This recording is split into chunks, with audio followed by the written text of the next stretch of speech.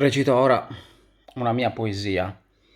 È una poesia suddivisa in diverse strofe, in particolare si tratta di quartine. È una specie di poesia visionaria, fantastica, allucinata, allucinatoria, allucinante. Insomma, può essere interpretata in centomila modi. Si intitola La brughiera rossa.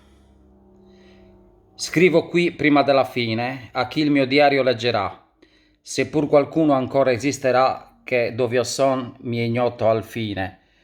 Come qui giunsi non so proprio, abbarbicato a questa rupe aliena, vedo il nulla attorno e la pena al mio ricordo si fa obbrobrio.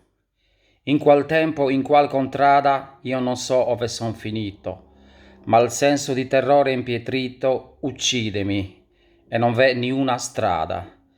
Mi sovvien dei mastini di Nogahar, cui fuggì a piedi nel deserto danzante, poi un bagliore rosso e ridondante e qui stetti solo e perduto ad arrancar. Tre soli da qui posso mirar, segno che terra non più calpesto, luce opaca e assordante mi tien desto, ma da qui dove io mi posso migrar, laggiù immensa in fondo e lontana, c'è la brughiera rossa, sembra che la chiami a darmi la mossa, e via dalla rupe, da questo buio immondo.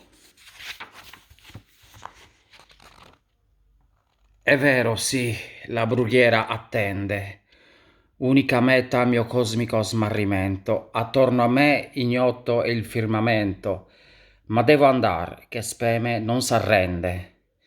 Tutto rovesciato, tutto di uman regole invertito, in queste lande cui sono incappato. Per strane angolazioni percorro l'alieno tracciato, dei caprimulghi il canto mi fa più ardito. Non so quel che mi aspetta, nulla idea. La brughiera rossa è laggiù, cosa cela? Terra accogliente il mio spirito anela, al pensier di pace il mio ego si bea. Anche la matrigna paura m'accompagna, non so chi fui e di qual terra nacqui figlio, il passato m'è ignoto, il presente è periglio, vo dritto al mistero e il cor vi ristagna. Lascio il mio scritto alla volubil sorte. Gli dei d'un altro mondo dettano il destino, freddo e inesorabile sarà il mio cammino, ma un'altra volta darò scacco alla morte. Grazie per l'attenzione. Un saluto da Fabrizio Marungiu. Ciao ciao.